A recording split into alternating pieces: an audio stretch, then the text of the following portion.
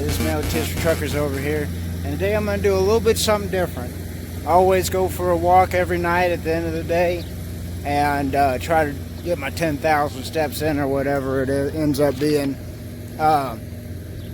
So I'm doing that now. A little bit of change of scenery. You know, it's a beautiful day, super hot, so I got my hat on, holding my script up with my phone. So let's get right into it. So this video, I thought would be a real good idea to do all the frequently asked questions from four-wheelers or non-truck drivers. Okay? So, you know, people come up to me all the time and say, well, Matt, you know, blah, blah, blah, this and that. And so I'm going to answer the most common ones that I get. And you'd be kind of surprised about what some of them are.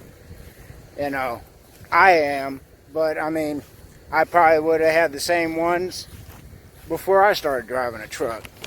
Let's get right into it. First one, do you sleep in your truck? Yes, I do. I really enjoy sleeping in my truck because it kind of gives you, it's like minimalism. It forces you to be able to live and survive with not a lot of stuff. And you know, I'm not the biggest proponent of minimalism. I don't think everybody needs to do it, but there are aspects of it that are virtuous, I think, and you know, really increases your happiness in life. So number two, that would be, do you pay for your own fuel? Or when people ask me, they always say, do you have to pay for all the gas that you use? Well, yes and no. I'm a company driver. There's company drivers and owner-operators.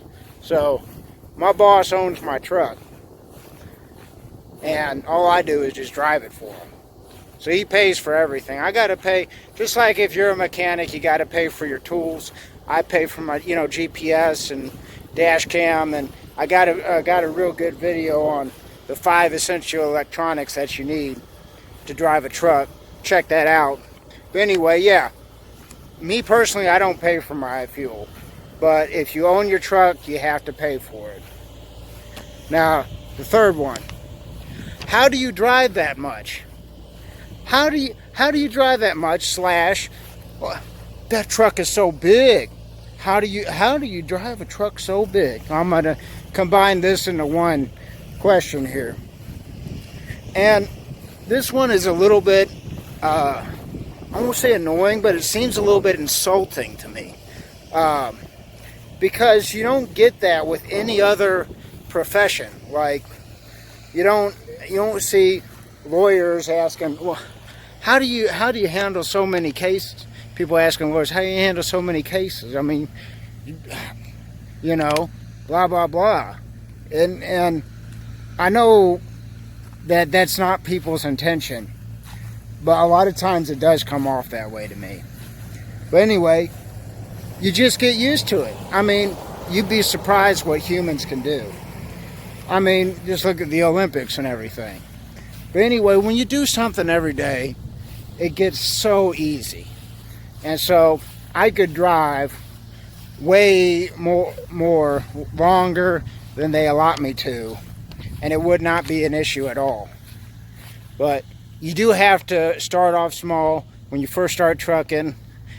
You know, you can't run like after 10 years, it's like, you know, it's like back of your hand or whatever. And it's the same thing with a truck being so big.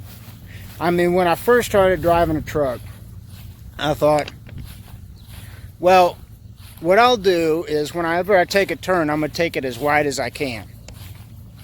And then see where my trailer goes. That way, if I take it as wide as I can, then, you know, I'm probably not going to end up in the ditch. But anyway, and then I'd modify my driving from there. Try to take it sharper and turn sharper and sharper until where your trailer is just an inch from the curb. Well, let's go on here. Do you see a bunch of your friends? Do you have a bunch of buddies driving a truck that you see every day. No, I mean, not at all. I probably have, I have more four-wheeler friends than I have truck driving friends. It just doesn't happen. You know, there's some people, a handful of people that just will befriend and talk to everybody, every truck driver that they meet. And it's usually their first couple years, but you get used to the solitude and everything, and you get to where, now, truck drivers are great people, but you get to where you want to hang out with four-wheelers a little bit more to get something a little bit different in life. And that goes on to my next one, the CB radio. People ask me all the time, Matt, do people talk on the CB radio anymore? The answer is no, they don't. We don't have handles anymore. None of that. I mean, if I use mine all the time, if there's something going on down the road, bad storm, traffic jam, I'll let people know. And a lot of truck drivers will do that. But as far as just commiserating and everything, it don't happen. And it's a shame. But we got phones and Sirius radio now, so, you know, it has filled the void. So on to my next one. Well, how do you drive in the snow? Isn't that scary, driving in the snow? Hey, folks, let me tell you, it's a hell of a lot easier to drive a truck in the snow than it is a four-wheeler. Even that pickup truck, I'd drive my truck over that four-wheel drive pickup truck in the snow. It's a lot easier. Now, the only issue is when your trailer starts to wiggle around and get sideways, and then trying to take care of that. But hey, you know, it just takes experience. On to the next one. It must be nice, Matt, to go around and see the country. You get to see beautiful country. And that's basically the first year. It's nice. And then you got to get kind of creative, and where you got to find nooks and crannies of places that you really enjoy. Like, I got a bunch of places I like to hike at all across the country and everything. But as far as sights, I mean, you don't, 99% of where we drive, it's very boring. And I mean, I love this country. I still love seeing it and everything. It's just nothing special, you know. Well, I personally still enjoy seeing it, but it's not like traveling. It's not like a constant vacation, basically. All right. Now, do you have, Matt? Do you always stop at the same truck stops? Like, do you have your favorite truck stop?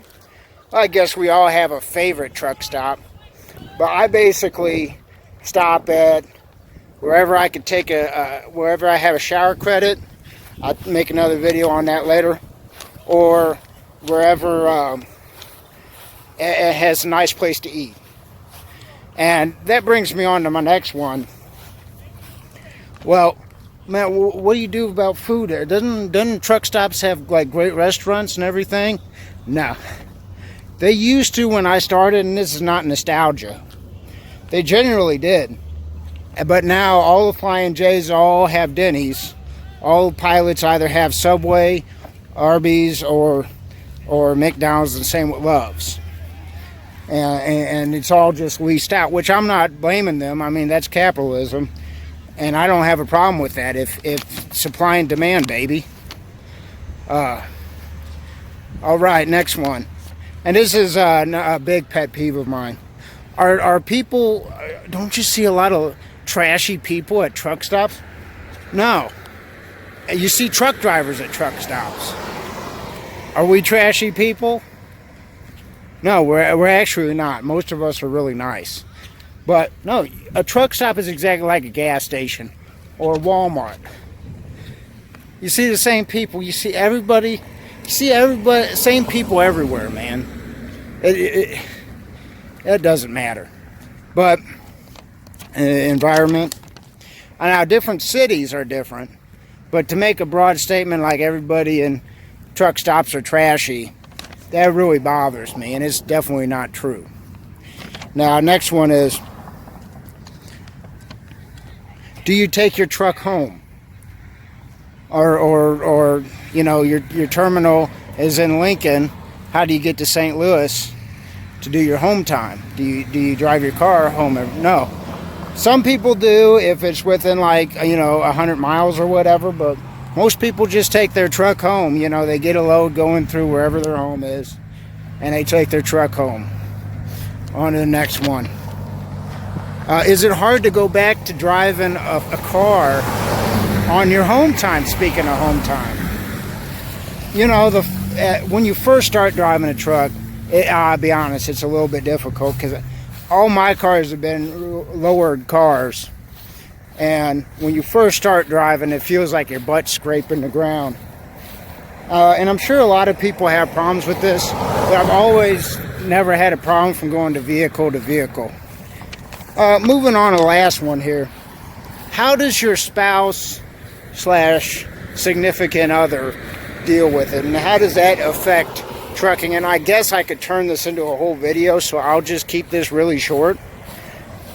It's very difficult if you're the typical couple, but I have seen countless relationships here where the trucking aspect and being gone, the anticipation of seeing them later, holds them together, and it's actually worked out better. And a lot of my relationships have been like that. And I've noticed that even when women, primarily women, they enjoy, you know, the man or them driving a truck and then coming home. I know girls that are out here on the road and their husbands are at home, and both ways. But it's always seems like the women that really enjoy their husbands being gone, that anticipation and everything. But